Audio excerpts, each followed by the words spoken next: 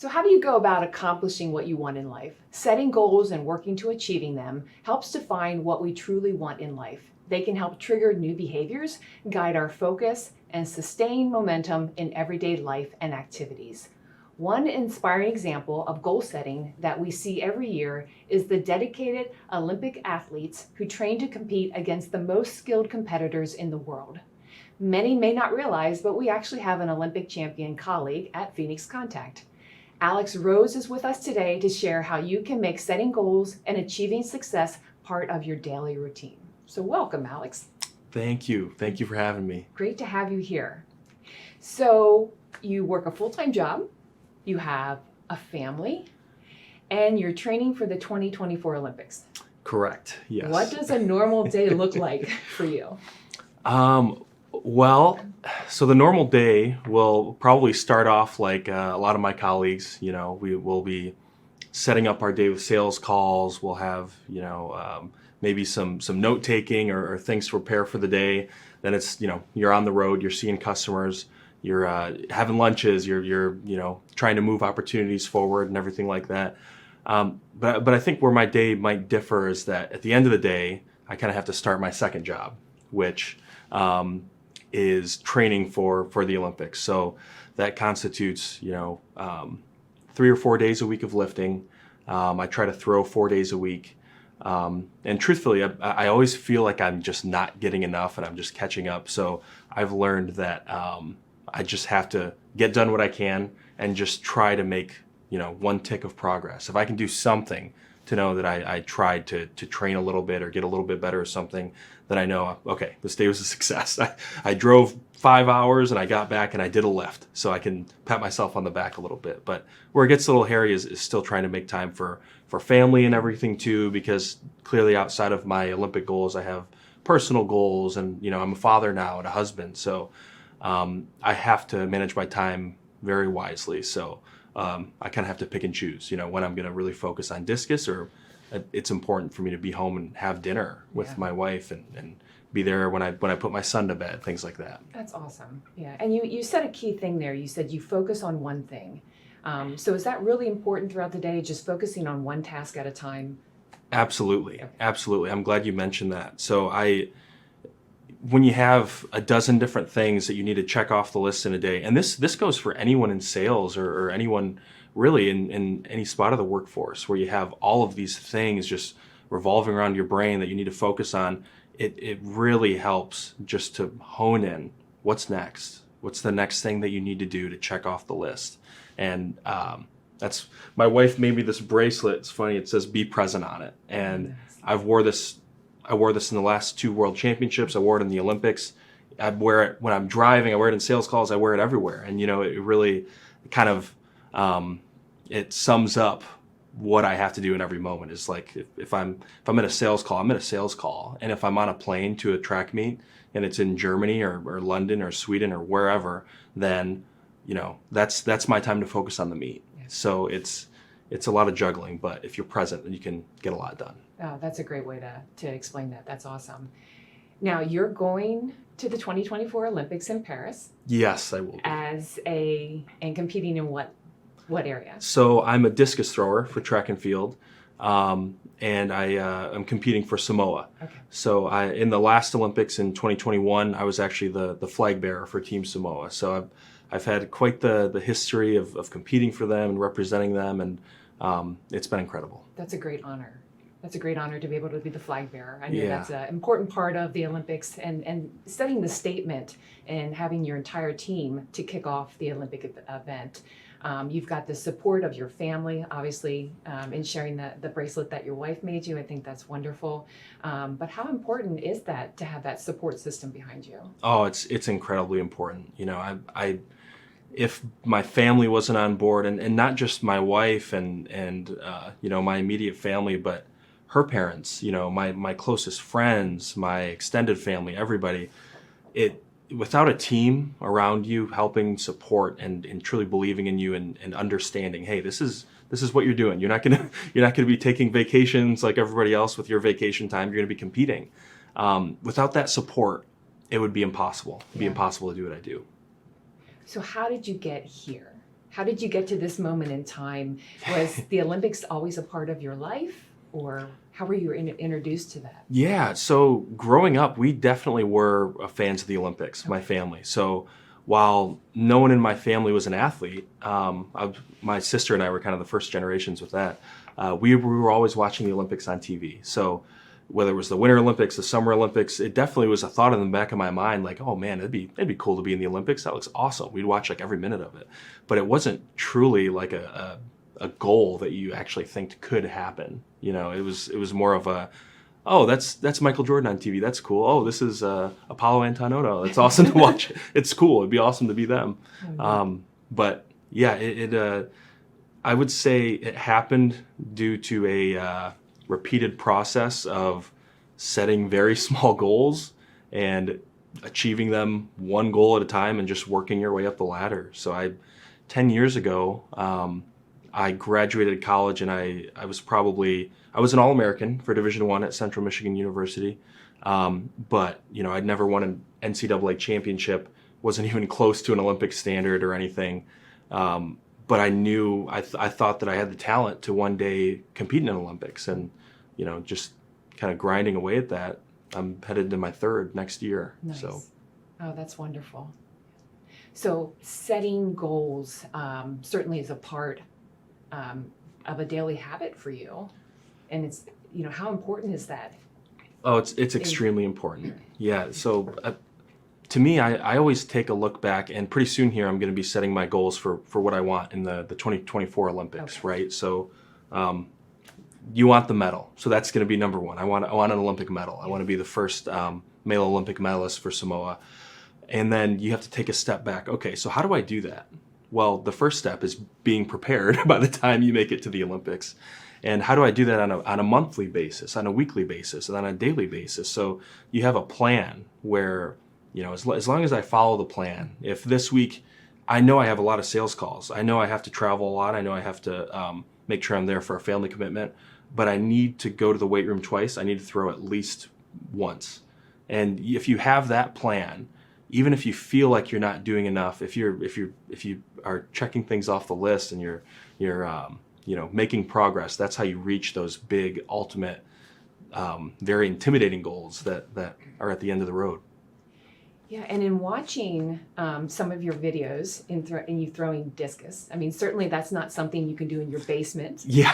It's probably not something Yeah. you can do in your backyard. So it's finding the place to go and throw, but also your movement and incorporating that movement. There's a lot that you have to do to be able to throw that type of distance and to throw the discus. So how do you incorporate movement into your schedule as well? Yeah, absolutely. So I think it's important as an outside sales rep. You know, I'm traveling a lot.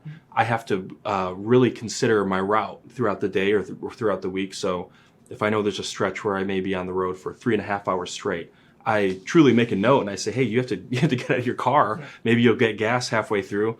I have a warm-up routine. I typically do a little bit of mobility, but it can take, you know, something as short as 5 minutes, 3 minutes, where maybe I'm on a phone call with a customer and I'm trying to go through my routine to make sure that I'm moving and I'm staying active, just in the slightest bit, even if you are constrained to long driving periods. In that same light, I need to be aware of where I'm going to throw, like you mentioned. So if I'm ending my day in Dearborn, maybe. I have local high schools I know that have circles or public tracks where I can practice at, or kind of a team of people who, hey, you know, I've never been here before, but is there a ring I can throw at? Do you know a coach in the area? So again, just kind of being prepared and knowing when you can move. Yeah. Yeah, that's a great way of looking at that. That's awesome. So, you know, a lot of us set goals in our daily lives. And sometimes it's hard, you know, working with the schedules and like you said, you know, being there for your family and trying to accomplish things throughout the day on your job and things like that. So have you ever gotten into a rut? Absolutely. Because Yeah. I think we all get there. We all, you know, we're on a momentum, we're going to do this, and then something, you know, sidetracks us or gets us derailed. How do you get back into something when you hit a rut point? Yeah, that's a very good question. So I think no matter what your goals are, no matter what you're trying to do, for me it's the Olympics, but for someone else, maybe they're trying to they just want to do well in a 5K, or they want to, lose 30 pounds, lose 20 pounds, anything like that. Failing feels the same no matter what level you're at. So for me, a low point was after the 2021 Olympics. I got a little sick while I was over there, but still thought I could make the final and do okay, but I didn't. I did pretty poorly.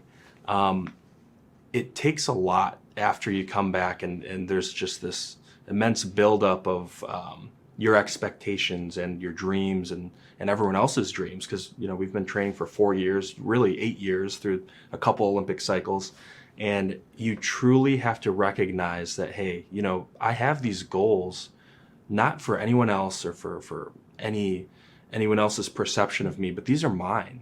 At the beginning of when I started this, I just wanted to throw a plate far. Yeah. And I liked that I could do it, and the spirit of competition and improving and just trying to do your best. I think if you really break things down to their base points, it's easier to deal with disappointment, and get back on the horse and really just get back at it. And that's what I did for the past couple of years. Yeah, and you bring up a good point, because disappointment it happens for all of us. We've all been there where we just didn't set the goal, or didn't hit the goal that we wanted to, that we set. But you're on the world stage. Everyone is watching. So what level of stress does that put you under? And I know mental health has really come to light the last couple of years within the Olympics. Simone Biles, Michael Phelps, they've all shared their mental health on the world stage, and that can probably be overwhelming. So how does anxiety and stress play a part in you preparing for the Olympics? Yeah, it can definitely be overwhelming. As you mentioned, a lot of people have come forward with how stress and anxiety play a part, and it for sure does with me as well. I don't think there's a single elite athlete out there who doesn't feel some type of pressure or have those moments where it's like, what am I doing? This hurts more than it feels good. But I think accepting that and being able to understand, hey, you do want to be strong and push through and be confident and think that you're the best on the planet, but it's okay to admit that I'm feeling stress, I'm feeling anxiety right now, and it actually that's the first step to becoming the best version of yourself. So what I did after 2021 is exactly that. I examined myself. I saw there's certain situations and pressures that I'm putting on myself that aren't healthy, and I kind of leaned into breathing exercises and meditation. So going into 2021, I found out that, 2022, I found out that if I have a specific routine that is exactly the same, to the point where I know when I'm taking a breath in, I'm taking a breath out, I'm standing at the front of the circle and I'm closing my eyes, no matter if I'm in the Olympic Games or the World Championships or throwing at some high school after a sales call, it's exactly the same. And it's fun, and this is why I'm doing it. So I found a way to recenter myself and really, remember why I'm doing it. And I think dealing with that anxiety and dealing with that stress, confronting it, was the first step towards, going into my third Olympics now. Yeah, that's a great approach, and I think that's something we all have to look at. And Phoenix Contact added the Lyra mental health benefit this year. As a way to offer that support, because we all face challenges throughout our day, whether it's work or life or that work-life balance, and trying to get centered, Right. so that we can focus on our jobs, focus on our family, and be the person that we were meant to be and intended to be. And I think that's the great thing about the spotlight from the Olympic stage, is seeing the athletes open up and say, I'm normal. I'm a human just like everybody else. And that helps for everyone else to say, if they can open up, I can open up too. And I can get through this, and then I can be the best that I'm meant to be. Yeah, you make a great point. There's a stigma about opening up and confronting these issues and being public about it. But, stress feels the same, whether it's you're worried about competing in the Olympics, or you're worried about a big presentation, or making your family happy, or proving to someone else that you are who you think you are, things like that. It's important to recognize that and really delve into that in yourself. And now you have a 9-month-old? Yeah, Is he 9? almost 10 months now. Almost 10 months? Yeah, yep. So, yeah, there's a lot of, I'm sure, added stress on that piece of it. Absolutely, yeah. So. Yeah, it's there's a lot to juggle, but it's all, again, like those small sets of tasks in the equation, and it definitely makes things more difficult, but you learn how to manage your time even more efficiently year after year, I guess. Yeah. And having that support system that you said, and focusing on that one thing. I think a lot of times we tend to look at the big picture instead of breaking it down into smaller bite-sized pictures and saying, okay, this is where I want to go. This is the big picture. But right now I need to focus on this one thing only, and this is what's going to help me get through in not only setting my goals, but achieving my goals in the end. Absolutely. I couldn't agree more. Yeah. So what are some tips that you can share with the audience for those who maybe struggle with setting goals or getting in the right mindset to set that goal? I think one good tip is don't be afraid to set both extravagant goals and very small, very achievable goals, because you truly need both in order to make progress. So there's kind of the stereotype of trying to lose weight and giving up on a new diet, and then trying another diet and giving up on that, and kind of not really making much progress. But I think a lot of the time that's attributed towards just not setting your goals properly. Yeah. You see the 20-pound goal at the end of the tunnel, or whatever it may be. Maybe you're trying to eat healthy, or eat 2 weeks in a row of healthy meals. You just see that whole number instead of like, listen, this, for my side in this next meal, I'm going to eat a green vegetable because it's been a while. It can be as small as that. Yeah. And I think setting appropriate goals is huge, and it takes practice. It truly does. And would you say that giving yourself some grace as you're working through the process, do you find that you are your hardest person, your hardest critic? But maybe giving yourself the grace to say, okay, maybe today wasn't the day that I had wanted it to be, but tomorrow will be better. Absolutely. It's tough to see in the moment, but you have to give yourself grace, because a lot of the times you'll be looking for that from other people or from outside sources, your friends, family, coaches, whoever. But the only person who you need to truly respect their opinion and of yourself, yeah, and who you are is yourself. So you have to give yourself grace. A great example of this is so last week on Monday was actually the World Championships, and I was competing in Budapest. I had the best qualification round I'd ever had. I threw 65 to, I think I was ranked 8th going into the final. And then I didn't do as well on the second day. I had 2 fouls and I think a 61 or 62. So I wound up placing 12th in the final. And I was very, very upset and hard on myself. You're losing sleep that first night, maybe the second night. But I've learned, like, take a look back for a second. I just got 12th in the world. There was a point in time where I never dreamed that was even a possibility. My dream was one day I'm going to hit an Olympic standard or a world standard and go to that meet. And, I think there were 38 other people there. So it's from all over the world. And, you just have to take a step back and give yourself some grace. That's awesome. Yeah, good. Are there any personal obstacles in your life that you had to overcome to get to this point, or to maybe even start working towards the Olympics? Yeah, oh, absolutely. So before competing in my first Olympics, I think there was a lot of self-doubt that I had, because I graduated college. I was an okay thrower by world standards, probably ranked, 500th in the world or something like that, which is good, but also, they take 30-some people there. So it's a tough hill to climb, and it's only harder as you move up the ranks. I was with my girlfriend at the time, who is now my wife, and just really generating buy-in for myself as well as with her. Like, it was a tough point in time where I'd just graduated. I had the choice of either starting a career or really buying into trying to compete in the Olympics.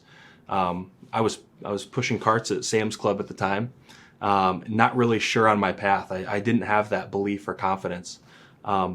that was a tough hurdle to really, prove to myself and to her, hey, I'm going to I went to Aurora University to get my MBA. I'm going to attack my business goals and my career goals, as well as train the track athletes there. So I trained the throwers there and train alongside them as well in hopes to go to the Olympics. So that was the first huge leap I had to take, was trying to, believe in myself enough to make that leap, and also get my girlfriend at the time to believe in it with me, because I knew that she was the person I was going to marry one day. So all those things happened, and I did make the Olympics, and I think that was a huge confidence booster for me to, really make a leap of faith and goal by goal achieve it. Great. Yeah. And I love, again, that bracelet that she, to be present, to be in the moment with what you're going through, whatever you're going through at that time, whether it's the job, the family, or training for the Olympics. Just focus on that moment, because that's the most precious, that's the time that we have. Yeah, so, absolutely. It's so easy to let scope creep come in, and then all of a Yeah. sudden you're thinking about your whole life and your whole path and what you want in the future, but you have to narrow it down sometimes. So is training for the Olympics fun for you?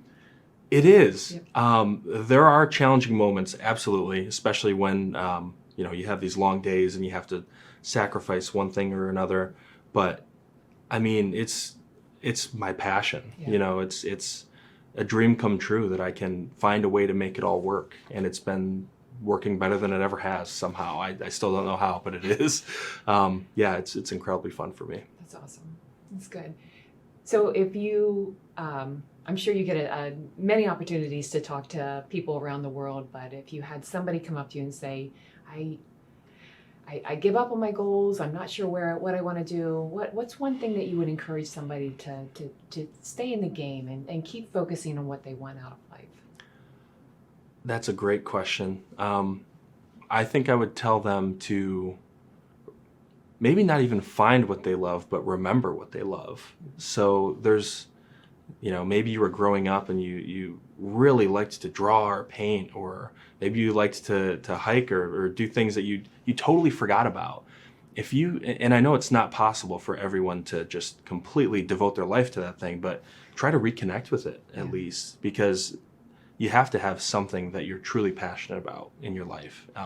Whether it is your main job, or if it's something you do on the side, or if it plays a role in your life, then it will 100% benefit your overall performance in all areas. Wonderful.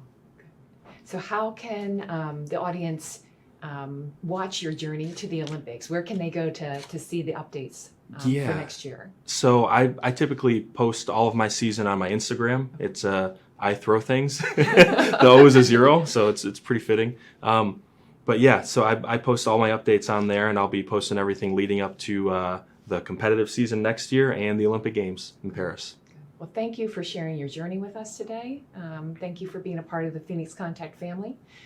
We're excited for you, and appreciate you sharing your journey with us. Thank you so much. I'm very very happy to be invited. Good. You're welcome.